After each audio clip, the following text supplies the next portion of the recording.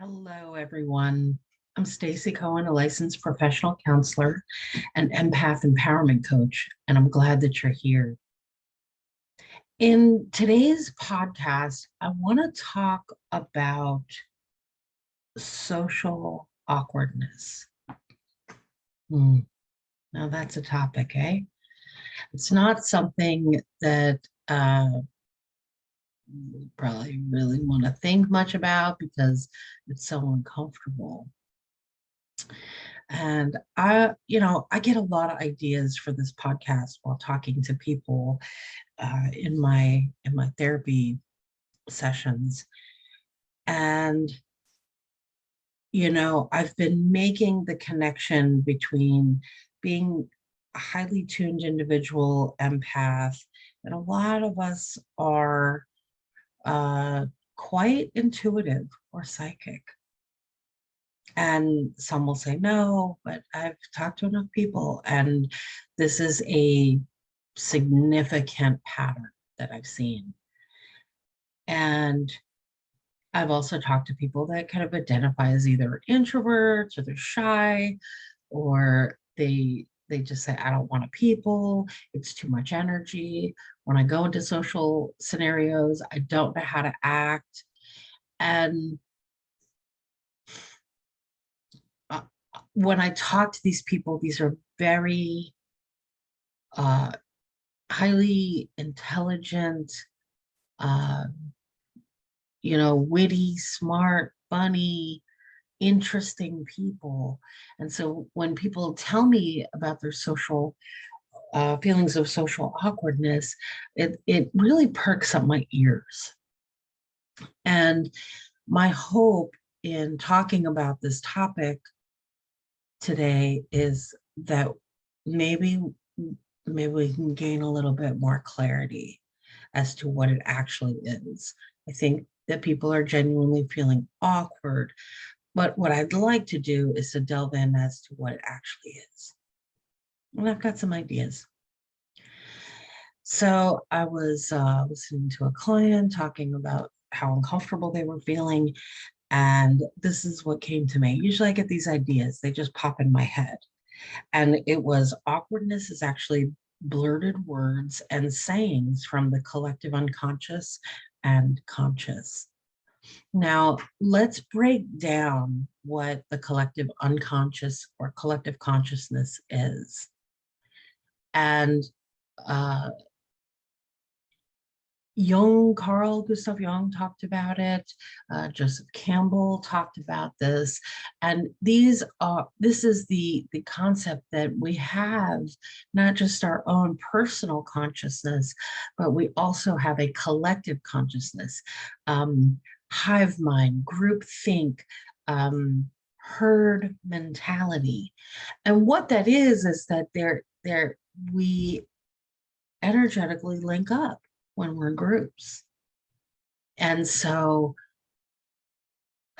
we'll start to have a common attitudes or a common energy. When you're at a concert and you feel a lot of excitement about the band playing, it's not always, it's not always like that you're just excited about the show. It's actually that you're feeling the excitement of maybe other people who are in that arena. And so it builds. Um, yeah, so I wanted to talk about it from that standpoint. So the collective consciousness, I think a lot of what people have, what they consider like intrusive thoughts, are actually them just being highly tuned individuals and actually picking up on that actual channel and that actual frequency. And we are basically like transmitters. So we can receive information. And I think empaths focus a lot on the receiving piece, but we also have the ability to transmit. And in my sessions, I will actually demonstrate kind of creating like an output, or I'll show them how I'm holding a lot of space for what they're saying. And I'll say, okay, I'm going to pull my energy back. And then I want you to feel it. No, or just tell me what you notice. Or I'm going to make my energy really big and then see what you notice. And people generally will describe um, that they will have physical sensations within their body as tells.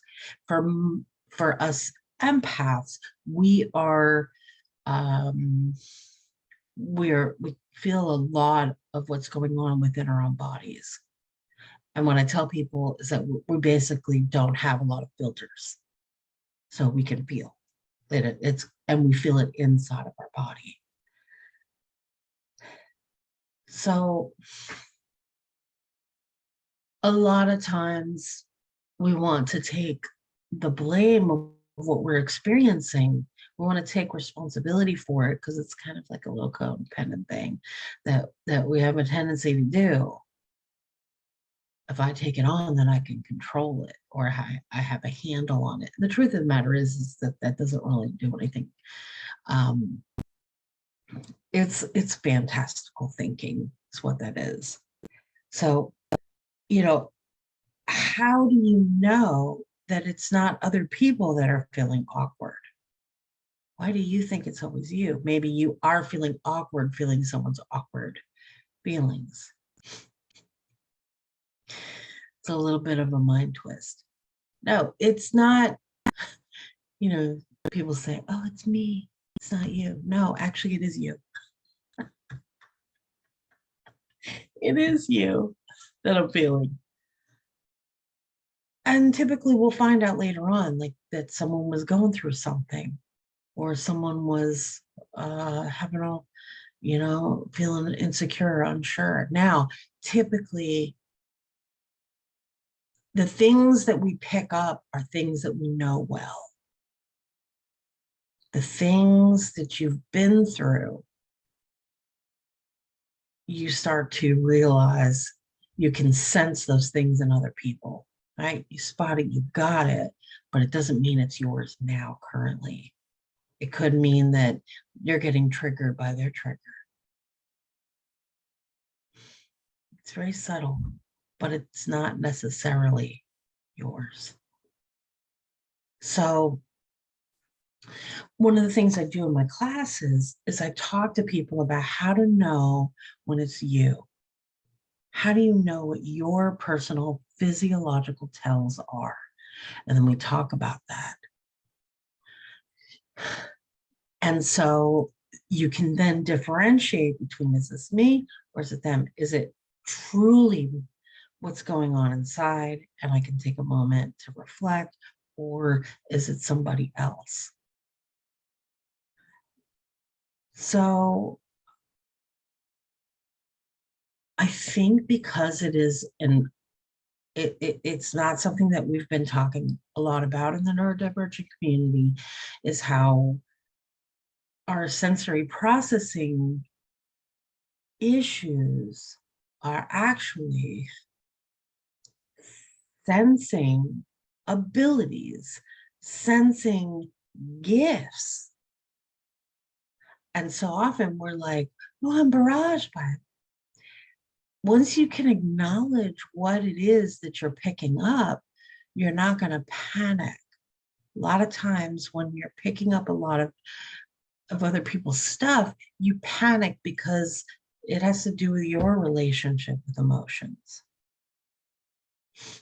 and your relationship with certain feelings. And maybe growing up, there were certain emotions that, you know, were not really, like, you got some type of verbal or nonverbal message that those terms, when those emotions were not acceptable. And so we sometimes adopt that, or there's only certain ones that are okay in your household. So those also can be the ones that you pick up in other people. So it becomes an offense. It feels like an offense. But if we realize that emotions are just energy in motion, but they're not meant to stay. They're not meant to stick, because if we let them stick, they fester. Still water becomes swampy, and we don't want that. It's not helpful.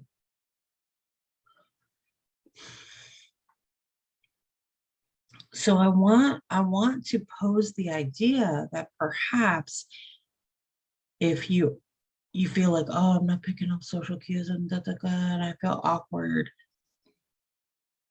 that maybe you're not supposed to mirror them.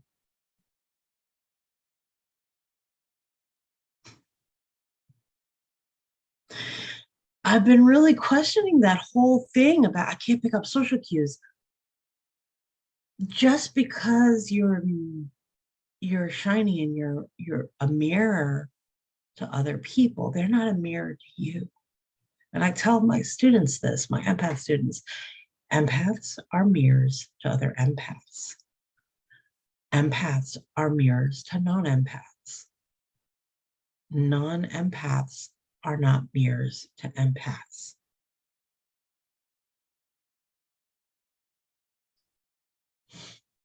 Now I'll say it from a neurodivergent standpoint. Neurodivergent people can mirror neurodivergent people. Neurodivergent people can mirror neurotypicals or allistics. Allistics cannot mirror neurodivergent people. It's the same thing. And so we've been entrained to mirror other people so that it's not so much so that you can like get along. Like your job is not to like help them to see themselves more clearly so they can wake up. And that's a common thing.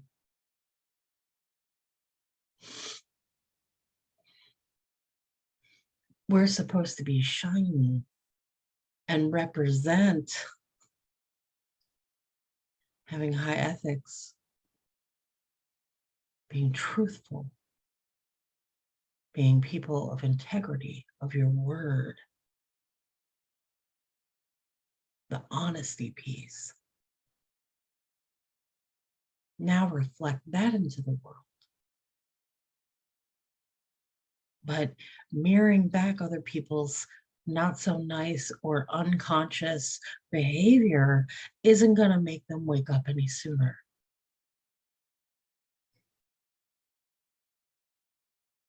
And you mirroring other people's insecurity, subconscious insecurity, and then taking it on as your own isn't going to help anybody socialize, isn't going to help connection, isn't going to help you to feel like you're a part of. What's going to help you to feel a part of is us being honest and saying, this is me, this is how I am. I'm quirky. You know, if I could tell you how many times in my life that I've been called eccentric, I just, and I always knew that it was like a pseudo, them trying to say it in a nice way, like you're different, and I can tell. But I also have been complimented, like, hey, you inspire me with the way that you do things. That's okay too. That's what it's for. Not to like parrot other people. And I think that I want to invite the empathic neurodivergent community to step it up a notch. Please, like, why are we just like mocking people or emulating other people when you know that it doesn't work? And then you're like, I've been masking all my life. Stop. Literally, stop doing that. because it's not serving anyone. And you might get like breadcrumbs of some of your needs met, but barely, if any.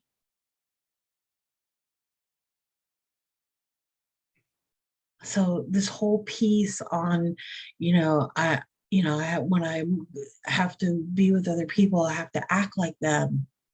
Says who? The only reason why these people are like, follow the leader,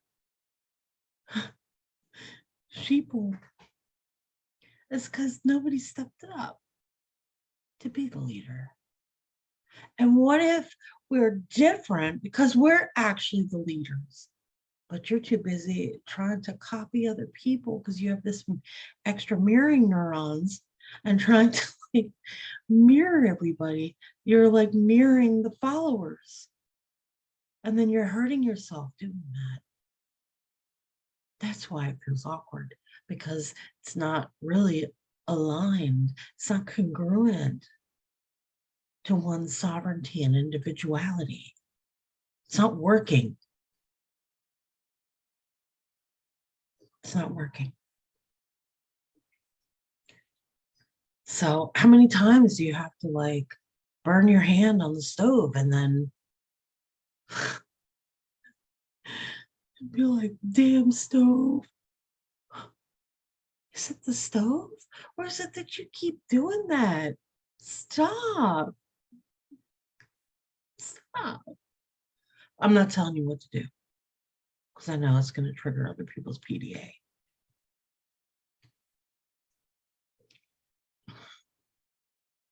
Yeah. Yes, it takes courage. Yeah, people might make fun of you. And most of the time it's just pure innocent innocence and ignorance. But why not you being someone who's showing the way? What if the neurodivergent empaths are way showers? You got different ideas for a reason, not because you're here to be punished by holistics, by people who are, kind of in the status quo.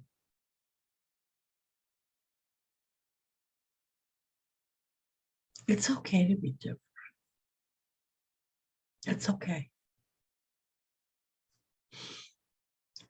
I know a lot of us probably still have some type of cellular memory of being ostracized, you know, and beaten down and criticized, and maybe in this lifetime. Well, you haven't done anything wrong. The unconsciousness does not want to wake up. Unconsciousness, there's not ever really going to be a moment when it wants to come out of the darkness. And you're trying to mirror the darkness, going, see, how? It's not going to want to ever wake up. But here you are shining this light, so it has no choice. It doesn't have to like it. Doesn't have to like it.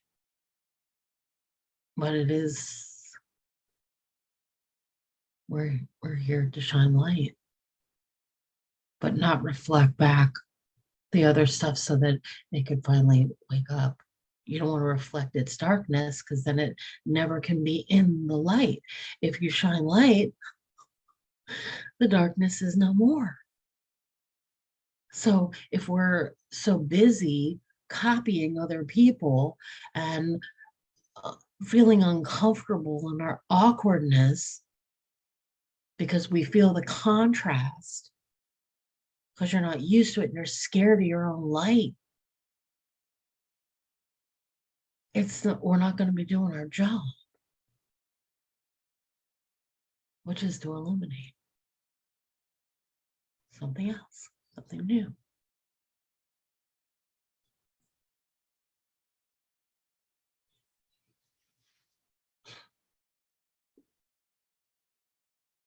So I just want to pose some new ideas around what this experience of feeling socially awkward or not having the words or having like a slower thought process. And I think that perhaps, maybe it takes longer to think about things because you have to be present to listen. You have to be present to receive what it is that I have to say. If I'm speeding through, if we're rushing, like we're speeding, like fast food, we barely even have time to digest what we're taking in. So if everyone's speeding around and being all this, da, da, da, da, da, da, yeah, and you're still going slow, it's okay. The rate and speed in which you think and move and act and what you're focusing on is there because you're really here. But then if you get all spun out and anxious and you haven't learned how to regulate your nervous system, and all you're doing is going out there, spinning out, having meltdowns,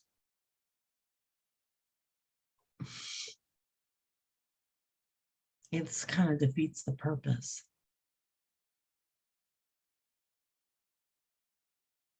It is each and every person's responsibility to be able to regulate one's emotions and nervous system. And for those that are highly tuned, if we are not learning how to regulate our own nervous systems and not tune ourselves, aka detune ourselves to the environment, which may not be actually helpful for your nervous system. And we can talk about advocacy and making people aware that like we have a different, frequency. But is that even where we need to be? How about that? What if we're supposed to be somewhere else? What if we're supposed to be more in nature? Because that's where we feel best. We don't have to go where everyone goes. But we're busy copying everybody else. You're not really going to get what you need. I like the idea of like, if you're dealing with someone who's at the doormat, you don't go down to the doormat because nobody gets elevated. But if you're here going, hey, this is where I live, this is the zone I live in, you're asking people to come up and meet you, then there's more elevation. And I'm not saying like, oh, because we're neurodivergent empaths, we're like better than other people. I'm saying, I'm just saying that you can elevate a situation. And there are mindsets and ways of being, which is pretty much being in the present moment, that is of a different frequency. If you're working with the old school radio, like in the car, like you turn that dial, you're on a different frequency. It's not like one's better than the other, unless you like a particular station.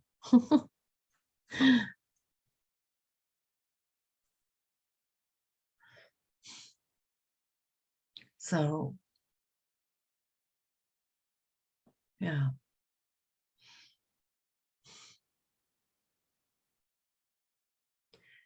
it is okay to be tuned to whatever frequency you're tuned into. And I think it can be helpful, when there are teaching moments, when people really don't understand and they ask genuine questions. Those are moments where they're receptive. People have to be willing to learn, they have to be open. So, awkwardness. The other thing I wanted to share was that I I used to blurt. Well, I still do. Uh, but now I am trusting what the blurting is. Sometimes I'll be like, why did I say that? I can't believe I just said that. Why did I say that? And I stopped judging myself and trying to edit myself when I do it, or try to be like, oh, next time, don't be like that. Oh, I'm so embarrassed, whatever. Um, Sometimes I'll say the thing that's like really like kind of pointed. And in hindsight, I started to realize that I was picking up on something that needed to be said, that subconsciously they couldn't, and that maybe if I trigger somebody, maybe they actually need to be triggered. I think now that we're talking more about psychology and therapy and stuff in social media, I think we now use the word triggered as if that's something bad. Being triggered is not bad. It's your nervous system's natural, like, alarm system saying, hey, there's something that needs to be loved and cared for. There's a wound here. There's some healing. There's a place for growth. That's what being triggered means. So when we say the awkward, blurty thing, I mean, sure, we can have some compassionate empathy when someone, we don't want to like hurt people with our words, but sometimes when the stuff just comes out, it probably needed to be said.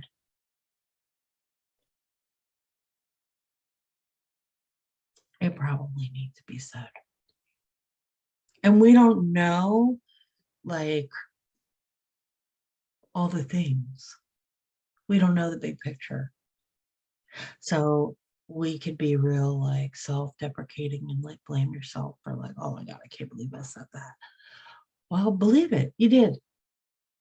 And I do believe that there is a higher wisdom. Maybe it was my higher self that said that thing. So I started to like really stop blaming myself for blurting because I've done it all my life. And you're like, oh, well, that's a ADD thing, or, or like social awkwardness of like autism or whatever. Um, it could have been that person's guides coming through to say something to them, to trigger them, to get them to feel something, to heal it. Because anytime we feel something, we're healing it. So we have to stop being enabling as empaths and feeling so bad because someone's having some feelings.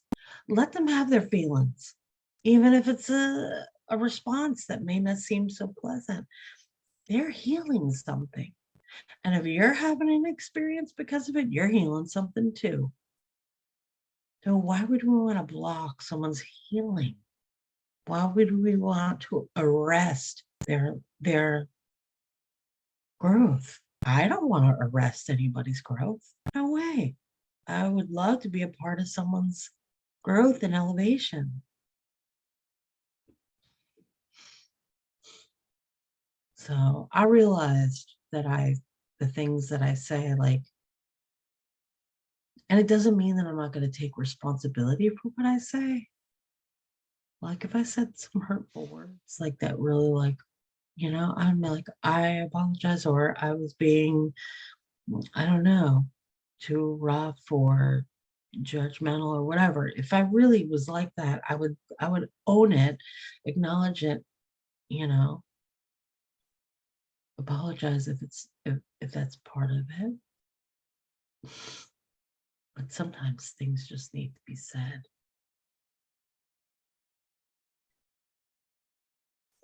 I think ultimately if I can drop into my heart and check in with my intentions, if I was being malicious or not, I think that's the thing to keep in check. I want to offer the idea that we're doing things from an innocent place, a pure heart. So I think I did a thing. All right. I talked for 30 minutes. Woo-hoo.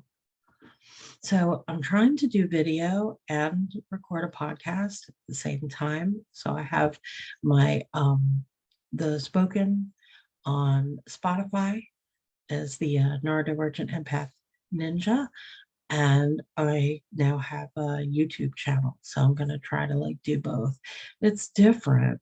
I'm not used to like seeing myself while I'm doing this podcast. So we'll see how it goes. Thank you so much. I appreciate you. Thank you for listening and watching. And I'm just sending you all the best. Take care. Peace.